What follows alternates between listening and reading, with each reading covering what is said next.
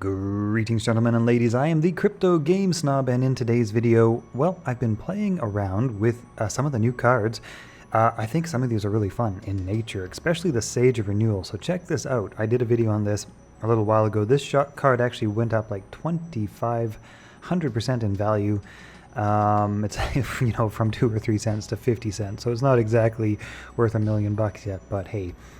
This is what it does now. It does a refresh of 4 mana, and then you can delve 4 mana worth of nature spells, which is cool. This is a 7 mana 6/6 with regen 2, so a decent 7 drop out of the gate. Regen 2 is pretty nice, and then you delve 4 mana worth of nature spells. So I've been playing around with this, and I'll show you in some of the games how this works out. This can be kind of crazy. So I thought, all right, let's build something which kind of focuses around mana regeneration. Alright, so I threw in a single Photogenesis because I happen to have only one of those, and they're kind of expensive. I was going to get one more, but they're like almost $100, and I was like, whatever. Watchtower of Agridor, because this is quite good as you get into the mid-game. Snapping Turtle is one I just never use, and so I was like, I never use this one. I gotta try it, right? It's actually pretty cool. It's actually got some interesting utility. Color of the Hunt, also because of that big regen, and also it's kind of a bit of a board clear.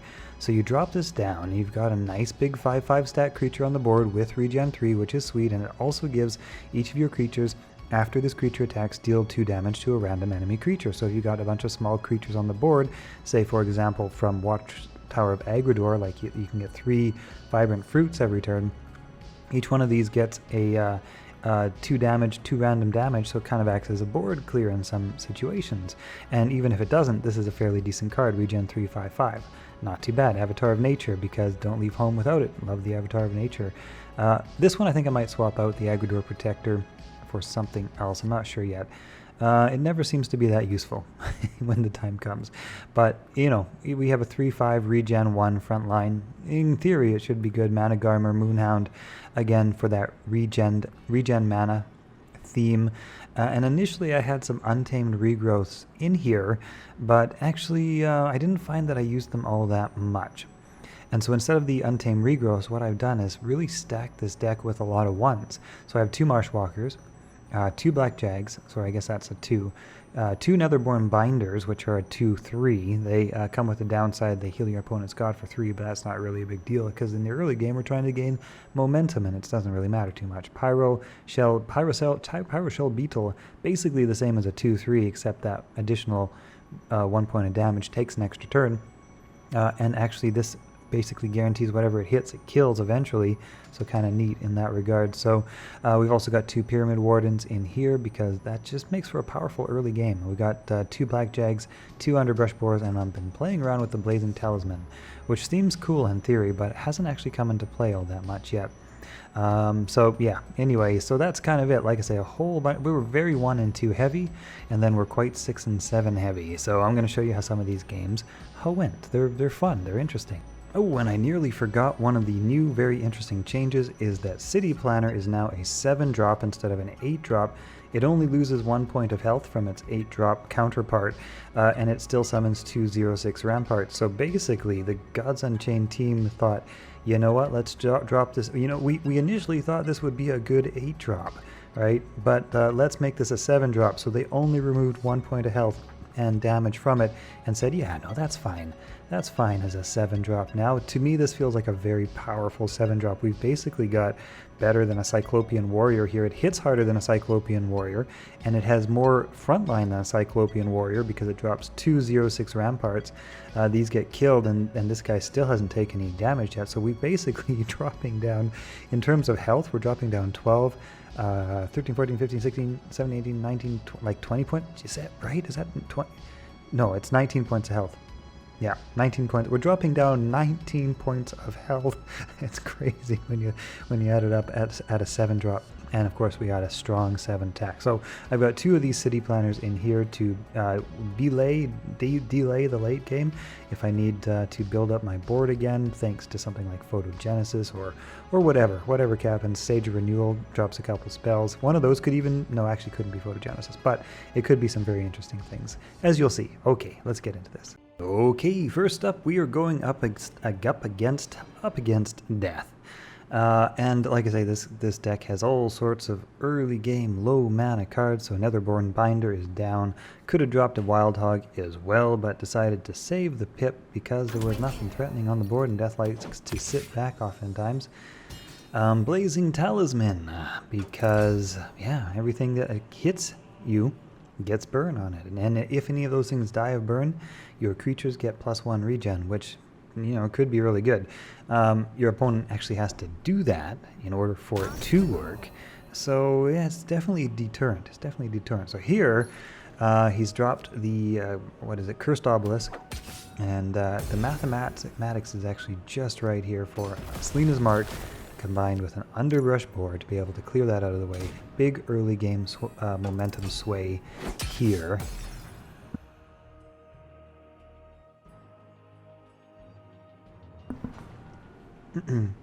And yeah, with this much early game momentum, it's kind of difficult to recover.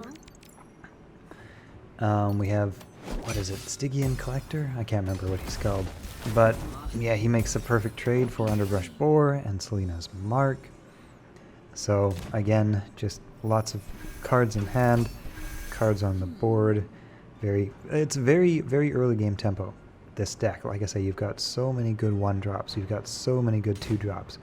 You know, 1 or 2 decent 3-ish 4-drops, whatever, and then by the time, you know, you've used up your 1-drops, 2-drops, you're kind of in the mid-game, and you've got a bunch of good 6-drops and 7-drops coming up. So this actually works out pretty good. The Void Banshee is just perfect for Rune of Fire, and I get just enough favor to deal with that. Otherwise, I was going to Netherborn Binder plus Selena's Market. This has gone on long enough. But yeah, this deck can be very, very fast. When all goes right, it can be very, very fast.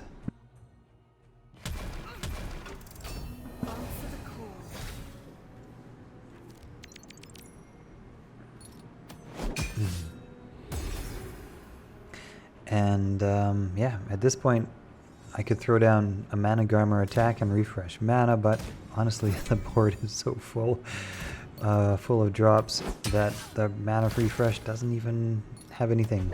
It doesn't even have any value in it. Just too much board presence in this game early on.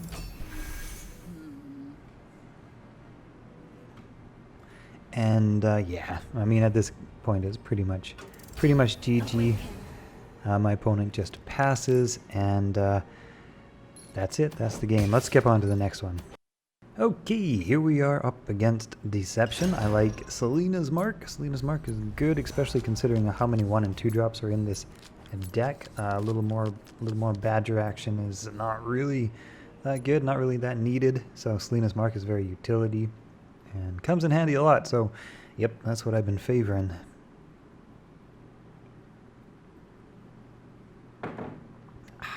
Alright, here we go. Kicking things off, going second in this game.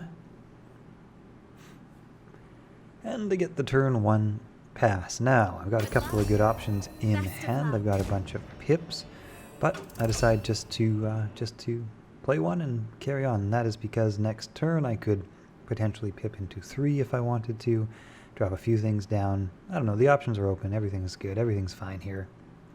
I'm actually getting a lot of early game momentum just because my opponent doesn't seem to have a lot to play at the moment. 2 Netherborn Binders, Wild Hog, everything on the board looking good.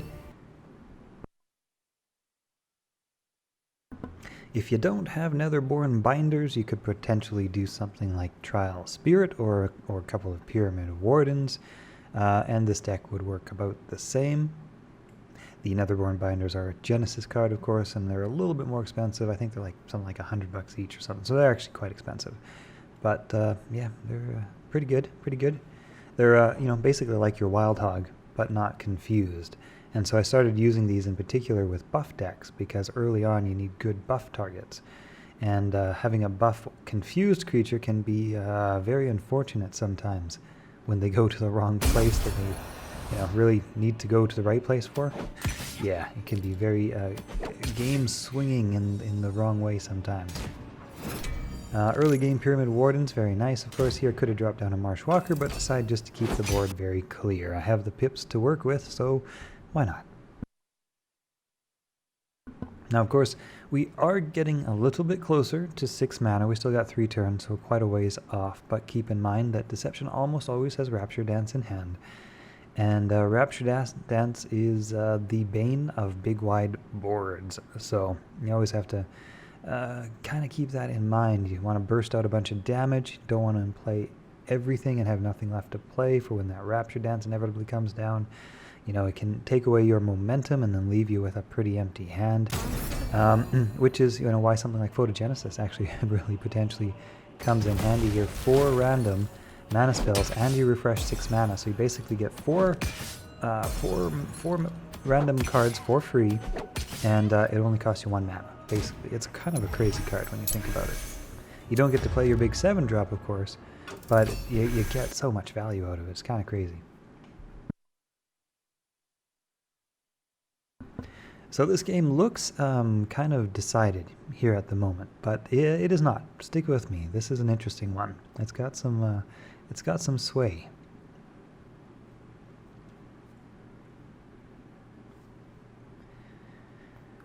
All right.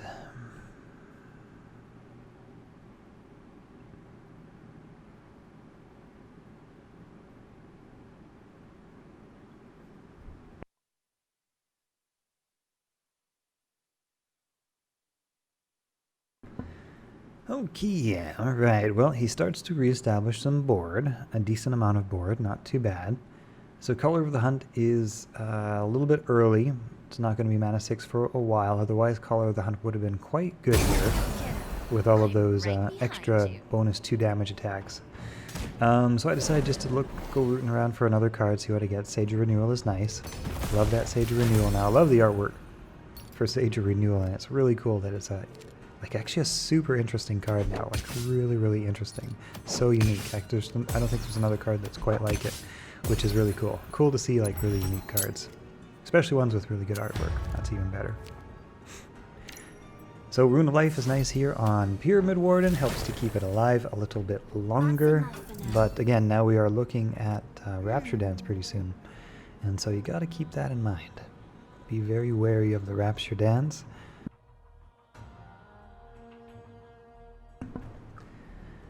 I am not entirely sure what he played here, because I didn't get to read it. I believe it might have been a Genesis card, but it gave everything burn. I'm not sure what it was. Yeah, so anyway, everything now has burn, and my front line my entire board is looking a little bit bad. And I've got some replacements in hand. You know, I could pip into Color of the Hunt potentially, but again, Rapture Dance could come down, do 5 damage to everything. And those little creatures that are going to get a buff could just get a burn. So I decided just to buff up a creature in my hand at the moment, because lack of better options. So there goes the board. That Netherborn Binder provides a bit of healing, and Pyramid Warden unfortunately also has burn on it, which means he's going to get a card back pretty soon from it. And otherwise, yeah, the board's starting to look a lot less good here.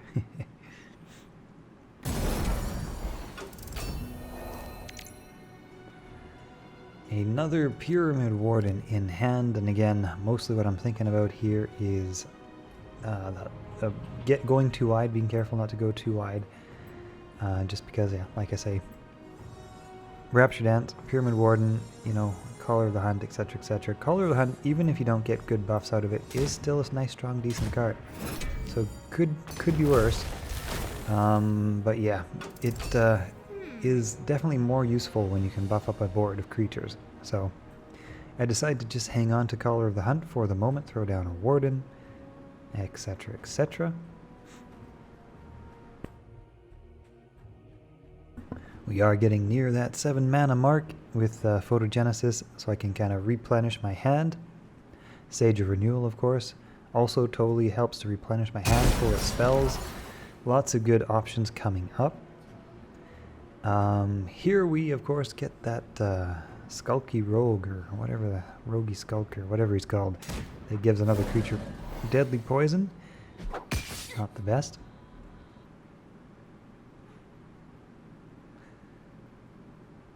And at this point, we have that snapping turtle, right? So snapping turtle's kind of fun because he's actually good in this situation because there's nothing on the board currently that would be able to hurt him currently. If he attacks the Theban Brawler, he won't take any damage because when he attacks, his armor switches to 2, and when he's just sitting there, his armor switches to 4. So you actually have to dish out 7 points of damage to take this guy off the board, and that is a very big hit. You know, either that or you have to deal out 5 points of damage twice. So that's a very big hit. Unless you happen to have several roguey skulkers, and so that could be a bit of an issue. So the ogre archer cannot kill the turtle because poison won't do damage, but 5 points of damage is just enough to get through the armor, and then the deadly poison or the poison takes care of the rest, unfortunately. So little turtle didn't get to do much good work there. Too many deadly creatures on the board, and now things are not looking too good. Now things are not looking real good. Watchtower of Agridor is cool here. But here's the interesting thing, guys. Here's the interesting thing, because now we have Photogenesis, we have Sage of Renewal, we have a whole bunch of interesting options in hand, and I'm kind of back and forth here. Photogenesis, Sage of Renewal. Photogenesis can potentially fill your hand up full of good stuff, and actually get some decent cards here. Moonlight Charm, a Revenant Lynx, Oliphant Mount, etc. Some interesting good cards, but we do need to get board presence back, basically. So at this point, I'm looking at the Moonlight Charm. It's never bad to have a Moonlight Charm. Put a little bit of burn on his Theban Brawler, just in case I'm not able to take it down any other way. You know, it's better than nothing. Revenant Lynx will refresh 2 mana, and I can also play the Moonlight Charm, and I'm just kind of thinking maybe a little bit forward I can buff some stuff up, but at this point, yeah, things are not really looking all that good.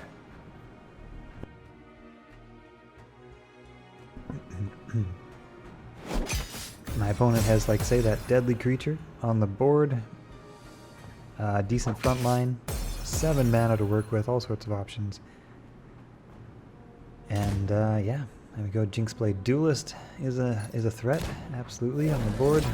A veteran, aged, what was it? Grizzle, oh, and 2 of them even. So we have a very strong Jinxblade Duelist now on the board. And yeah, so here things are starting to look very bad. But that's why this is an interesting deck, guys, because you're going to have to watch what happens next. Alright, so Sage of Renewal on the board. And now watch, this is where you delve your spells. So I've got Untamed Regrowth, which is interesting. That gives me 4 additional mana to throw down. Now you can delve, what was it, 4 mana worth of spells. So if I chose Moonbeam there, that would have been it. So I decided to go for another 1 spell, another 1 spell, and yet another 1 spell. Revivification is good here because I can get some healing, do a little bit, survive a little, another turn maybe, you know, live to fight another day type thing. That Moonlight Charm buffs up my Sage of Renewal. Now she's a nice 10-8 with 2 regen. And Blood and Bone, Untamed Regrowth, lots of interesting options here, right? So this will refresh up to 4 mana locks, which is kind of crazy. Also makes everything confused, right? And that's actually the thing. When you're delving for cards with Sage of Renewal, I've had Untamed Regrowth come up a bunch of times, which is kind of interesting. So now I've got the Sage of Renewal on the hand, on board, and everything's confused. So you got to figure, even if he tries to go full face, a bunch of those are going to get intercepted by the Sage of Renewal, and she's going to at least be able to mitigate some of that incoming damage.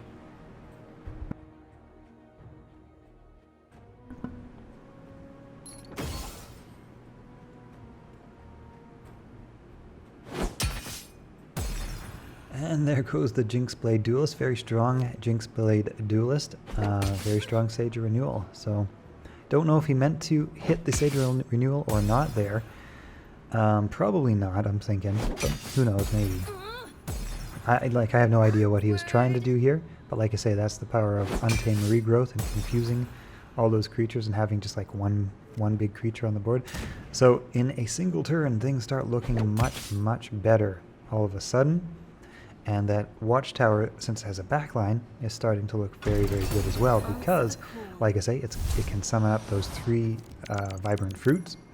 And we also have in our hand Pack Stock, which refreshes mana for every creature. One point of mana for every creature that you have on the board.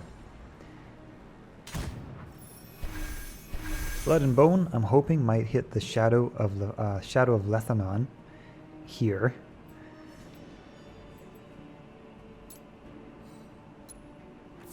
But I'm also wanting to refresh mana so I can do some other tricky shenanigans.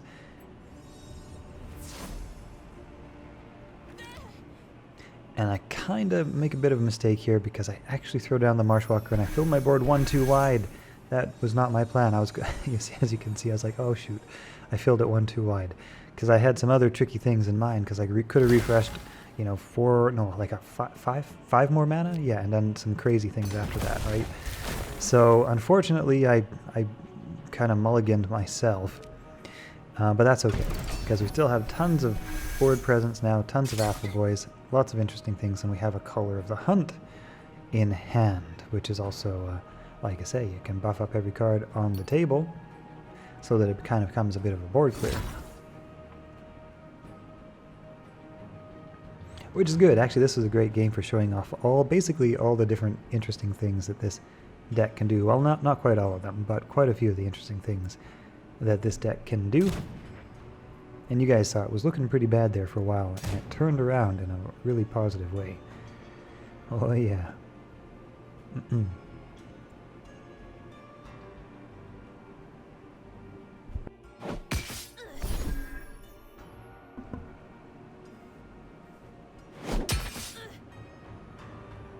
The thing about the Apple Boys too is you don't necessarily want to pop them and start buffing up your opponent's creatures.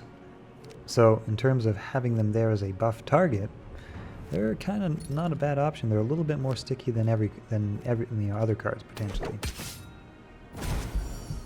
Anyway, just getting 1 Apple Boy off the table here so I can throw down a Color of the Hunt.